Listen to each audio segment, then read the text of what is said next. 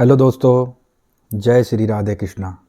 तो दोस्तों, स्वागत है आपका हमारे चैनल हिंदी कहानी वर्ल्ड में। और आज की कहानी का शीर्षक होने वाला है किराएदार बेटा। कहानी बहुत ही मज़ेदार होने वाली है, अंत तक ज़रूर देखें। चैनल पर नए आए हैं तो सब्सक्राइब कर लें ताकि आपको हमारी वीडियो के नोटिफिकेशन मिले सबसे पहले। तो चलिए कहानी शुरू करते हैं। उठ जा नालायक, सुबह के 8 बजने को है। तुझे एग्जाम नहीं देना क्या? थोड़ी देर और सोने दीजिए ना पापा।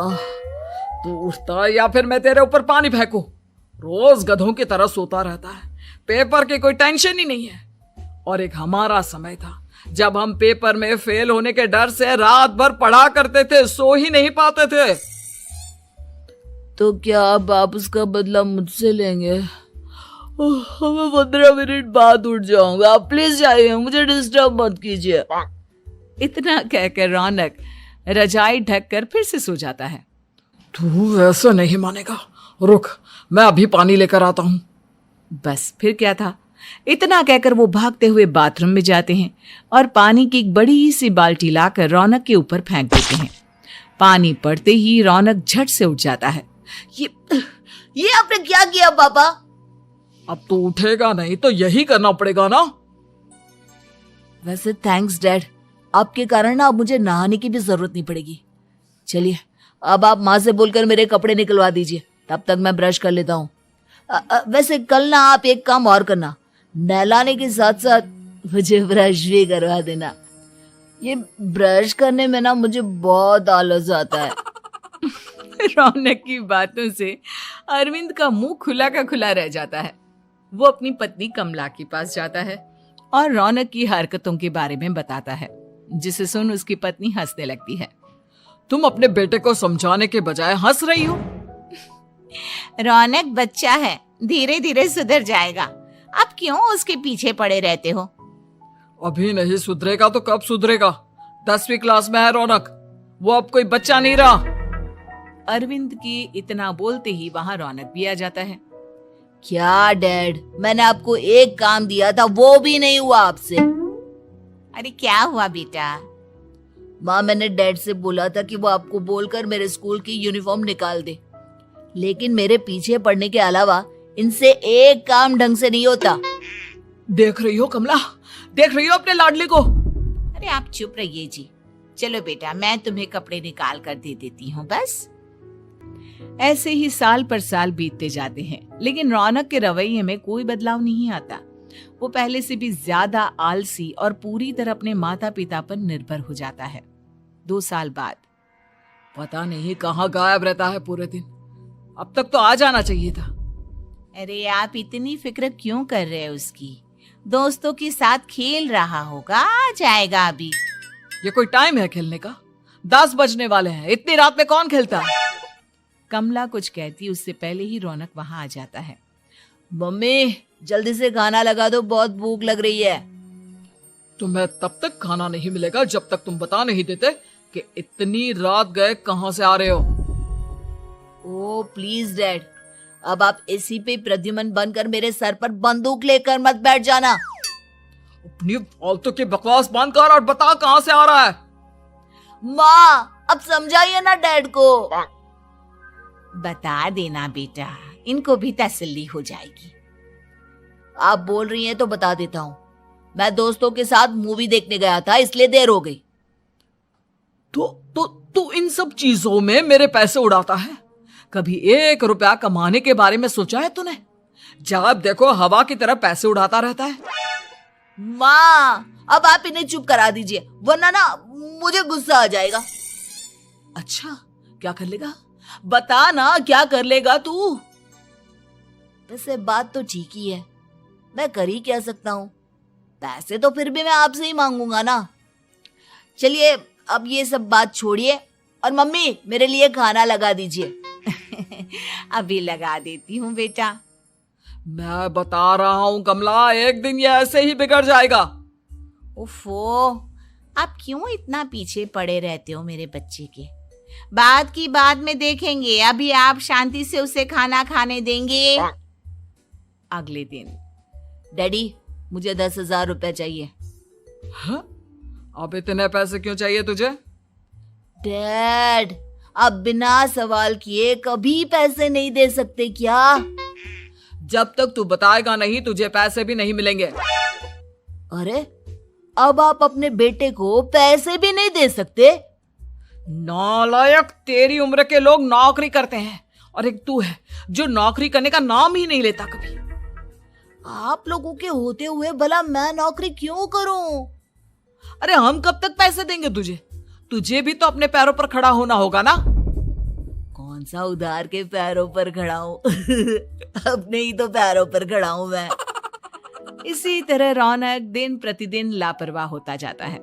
उसकी लापरवाही को देखते हुए अरविंद और कमला अपने बेटे की शादी कराने का फैसला लेते हैं और 1 महीने के अंदर अंदर ही रौनक की शादी मेघा नाम की लड़की से करा देते हैं। शादी के कुछ दिन बाद, रौनक, मुझे एक अच्छी सी साड़ी चाहिए, आप ला दोगे ना?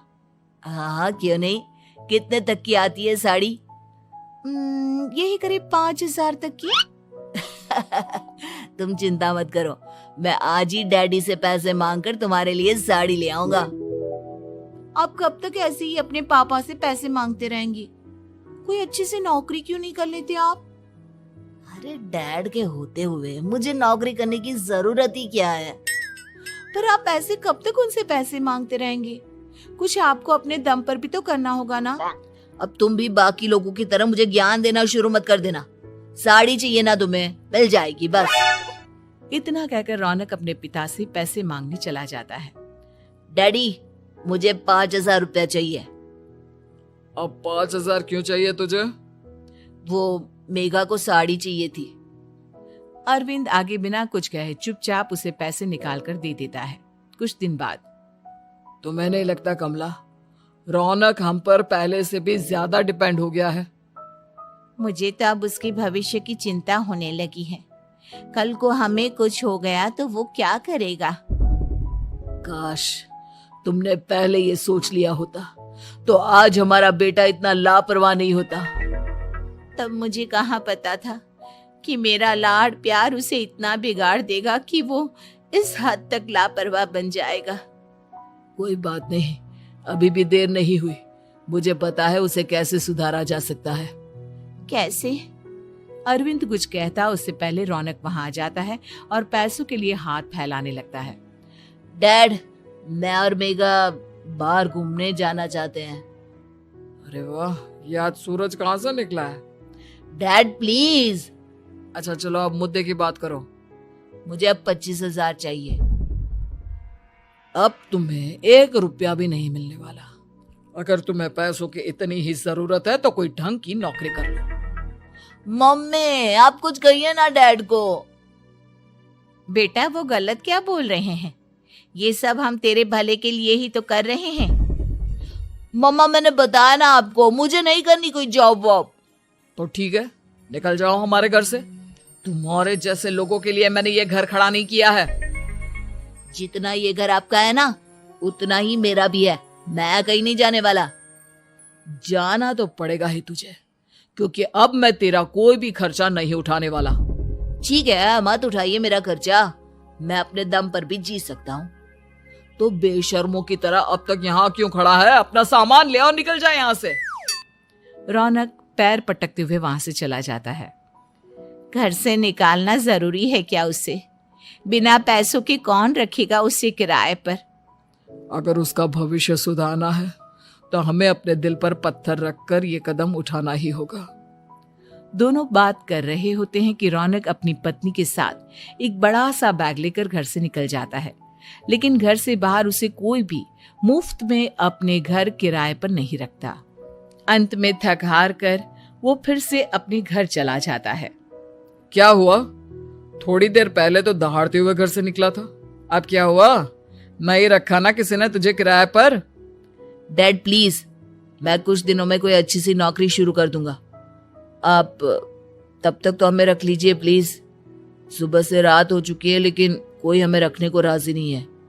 अब आप ही बताइए, इतनी रात को मैं मेघा को लेकर कहाँ जाऊंगा? ठीक है ठीक है, बहू की वजह से मैं तुझे घर पर रख रहा हूँ, लेकिन तू इस घर में एक बेटे की नहीं बल्कि एक किराएदार की हैसियत से रहेगा। 3 महीने है तेरे पास। इन 3 महीनों के अंदर अंदर मुझे तेरी पहली तनख्वाह हाथ में चाहिए, समझ गया? पक्का डैड, इन 3 महीनों के अंदर अंदर तो कोई बढ़िया सी नौकरी ढूंढ ही लूंगा मैं। ऐसे ही धीरे धीरे समय बीतने लगता है और अरविंद के दिए 3 महीनों में से 2 महीने बीत चुके होते हैं। पापा जी ने हमें 3 महीने दिए थे, जिसमें से 2 महीने तो बीत चुके हैं। अब ये आखिरी महीना बचा है। अरे तुम चिंता मत करो, आज मेरा ना 2 जगह इंटरव्यू है, दोनों में से कहीं ना कहीं तो जॉब लग ही जाएगी। अच्छा, all the best. Raunak interview के लिए निकल जाता है, जिसके बाद शाम में रौनक घर आता है। कैसा गया इंटरव्यू? आपकी नौकरी लगी या नहीं? अरे पहले सांस तो ले लेने दो अच्छे से। बताइए ना, मुझसे तो जरा भी इंतजार नहीं हो रहा है। वो दरअसल बात यह है कि मेरी नौकरी तो लग चुकी है, लेकिन पैसे बहुत कम है। कितने पैसे हैं? 15,000। इतने में अरविंद और कमला मिठाई का डिब्बा लेकर आ जाते हैं। बधाई हो बेटा। हम जानते थे तेरी जॉब जरूर लगेगी। लेकिन मेरी सैलरी बहुत कम है मम्मा। कम है तो क्या हुआ, धीरे धीरे बढ़ जाएगी। हाँ बेटा, हम तो बस चाहते थे कि तू अपने पैरों पर खड़ा हो जाए। मतलब अब आप मुझे घर से नहीं निकालेंगे? नहीं, ये सब हमने तुझे जिम्मेदार इंसान बनाने के लिए किया था। थैंक यू मम्मी पापा, अगर आप दोनों ऐसा नहीं करते तो मुझे कभी अपनी जिम्मेदारियों का एहसास तक नहीं होता।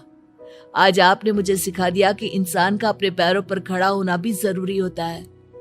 इतना कहकर रौनक झट से अपने माता पिता के गले लग जाता है और अपनी कमाई की पहली तनख्वाह वो अपने माता पिता के हाथ में सौंपता है। इस तरह रौनक एक गैर जिम्मेदार व्यक्ति से एक जिम्मेदार व्यक्ति बन जाता है। तो दोस्तों, कहानी आपको कैसी लगी? लाइक, शेयर, कमेंट करके ज़रूर बताएं। और आपको हमारी कहानियों से क्या सीख मिल रही है, ये भी कमेंट करके ज़रूर बताएं। और इस तरीके की कहानियाँ देखने के लिए हमारे चैनल को अभी सब्सक्राइब कर लें। मिलता हूँ मैं आपसे अगली कहानी में, तब तक के लिए जय श्री राम।